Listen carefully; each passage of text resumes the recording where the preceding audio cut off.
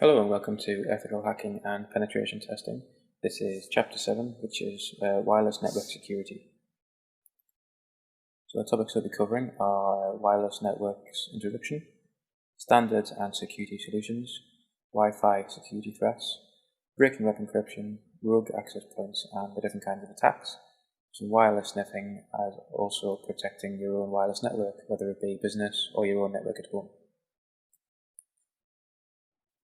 So I've just got a little demonstration here of all the different wireless devices that you have in your home. A lot of people tend to overlook all the different devices and they don't really know about all the different WAN types either. So I've just kind of outlined a few of them here. So the main ones are a wireless PAN, which is a personal area network. It's basically connects devices within a relatively small area. It's generally within a person's reach. For example, both Bluetooth radio and invisible infrared lights provides wireless PANs for interconnecting a headset to a laptop, for instance. Something called Zigbee also supports WPAN applications. Wi-Fi PANs are becoming quite commonplace as of kind of 2009, 2010-ish, as equipment designers start to integrate Wi-Fi into a variety of customer electronic devices. Intel's own version of My Wi-Fi and Windows 7 virtual Wi-Fi capabilities have made Wi-Fi PAN simpler and quite easy to use and configure as well. Next we have a wireless LAN, which I'm sure we're all familiar with. Wireless LANs are often used for connecting to local resources and also connecting to the internet as well, connecting laptops, etc. to the internet. They're quite often used over small distances, using some kind of wireless distribution method, usually providing a connection through an access point for internet access. The use of spread spectrum or OFDM technologies may allow users to move around within kind of a local coverage area and still remain connected to the network.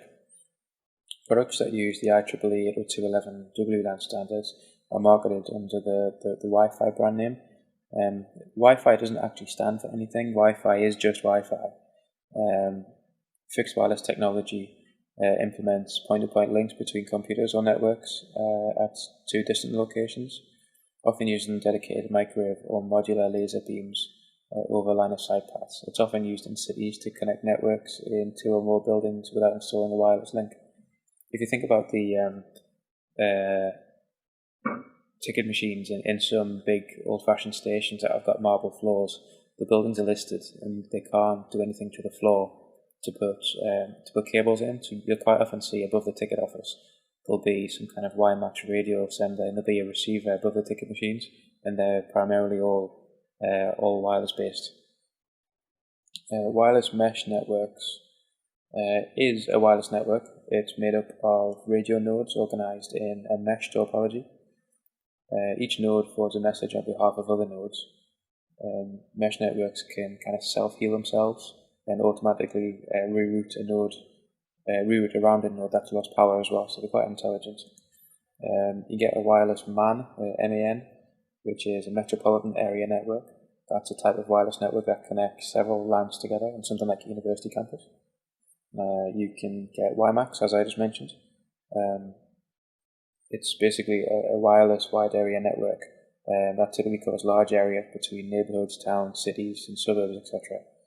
The networks can be used to connect branch offices or as public internet access systems as well. The wireless connections between access points are usually point-to-point microwave links using parabolic dishes on the 2.4 GHz band, rather than omnidirectional antennas used in kind of smaller networks. A typical system contains base station gateways, access points, and wireless bridge relays. Other configurations are mesh systems where each access point is a relay as well. When combined with some kind of renewable energy systems such as photovoltaic cells or wind systems, it can be used as standalone systems. And you might often see them going down the motorway as weather stations. They quite often use point-to-point WiMAX to send and receive information. Cellular networks. Example of a frequency reuse factor pattern, or kind of 1/4. A cellular network or mobile is a radio network that's distributed over land areas called cells, each served by at least one fixed location transceiver known as a cell site or cell base station.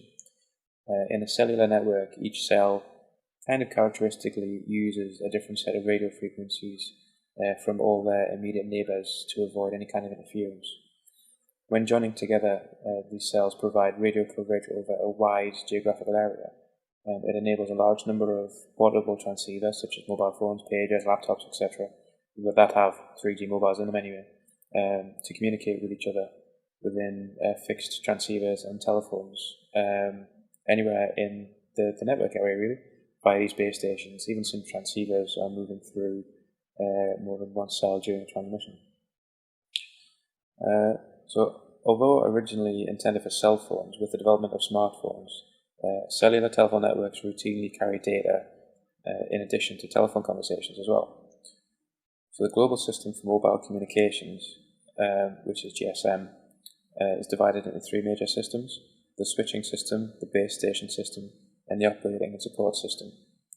The cell phone connects to the base station, which then connects to the operation and support station. It then connects to the switching station, where the call is transferred where it needs to go. GSM is the most common standard and is used for the majority of cell phones, really. The PCS, the Personal Communication Service, is a radio band that can be used by mobile phones in North America and in South Asia as well. Sprint happened to be the first service to set up PCS. DAMPS is a Digital Advanced Mobile Phone Service. It's an upgrade of AMPS. It's being phased out due to advancing technology. The kind of newer GSM systems are far more reliable. In a space network, which I'd never heard of either until I researched it, a space network is used for communication between spacecraft, usually within the vicinity of Earth. And the only one example we have at the minute is owned by NASA. Now, not many people know this, but these GSM cell towers actually breathe. They tone down the gain on their radios to help them cope better with load. So say at maximum gain, if you stood in the middle of two antennas, in theory, you'd be able to communicate with both of them. And if one of them has 1,000 users on, and the other one's only got 400 users on, the one with 1,000 users on may turn its radio down a bit to help give the clients that are connected to it a better service, and in doing so, it'll cut off the ones that are out on the periphery of the signal, and they will automatically switch across to the one that has less people connected to it. So they are quite intelligent when it comes to that. So here we have just a few Wi-Fi wireless standards. The convenience of wireless networks is also a massive risk to security. Wireless networks can't be contained inside your office or house like a wide network, so they're more vulnerable to a network breach. Security measures, however, make it much harder to do anything with those signals or compromise your network. So if you have a look at this list of security standards for Wi-Fi networks, we've got WEP, which is kind of a low-level security. It's easily cracked, as we'll show you later, by active or passive attacks. WPA-PSK, which is compatible AP and network adapters. It's quite a high security level. It's vulnerable to password cracking and dictionary attacks. WPA Enterprise security standard is very high, quite often used with radio servers. WPA2 PSK is extremely high. You can add advanced encryption systems, which could take millions of years to crack with the current technology. All very good systems to use. Chances are, if you are using something out in your business, it will be WPA2.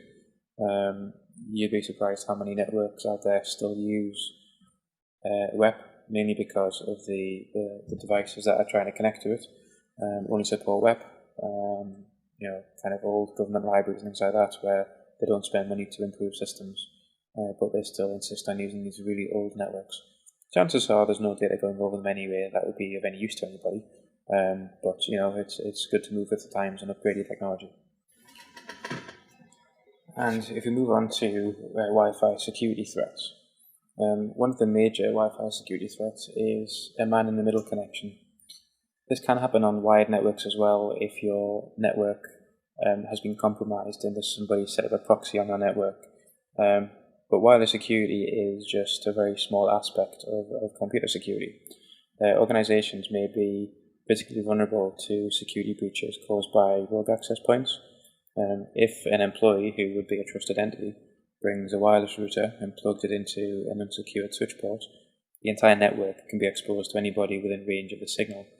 Similarly, if an employee adds a wireless interface to a network computer via an open USB port, they may create a breach in network security that would allow access to confidential materials. However, there are some very effective countermeasures like disabling open switch ports, etc. We will cover them later on in the chapter. So due to its availability and low cost, the use of wireless communication technology increases in domains beyond the originally intended use, which an example of is M2M communications in industrial applications. Such industrial applications have specific security requirements, hence it's important to understand the characteristics of such applications to evaluate the vulnerabilities, bearing the high risk in this context in mind. The evaluation of the vulnerabilities and the resulting vulnerability catalogs in an industrial context when considering wireless LAN and NFCs and ZigBee can be found kind of anywhere on the internet. And if you're going to be setting up your own wireless network, you should really research what kind of security you are obliged to undertake because of it. So if we have a quick look here at this diagram, it's a man-in-the-middle attack. It can be directly inline here, or it could be wirelessly if somebody has set up their laptop with the same access point name that you are trying to connect to. Your laptop is none the wiser and it connects to them instead. Now this user could well be forwarding all of its traffic straight through to the original destination anyway, but in the meantime they are looking at what you're sending and they're trying to decrypt any kind of information such as usernames, passwords, etc. that you're typing in. And if any of them are sent over plain text, then it's not going to be very difficult for them to pick them up. So be mindful of using public hotspots. I don't really use them at all, to be honest. I always use my own 3G connection wherever I can, unless of course it is kind of a verified connection and you need some kind of security token to get on there, which a lot of places are using more and more these days.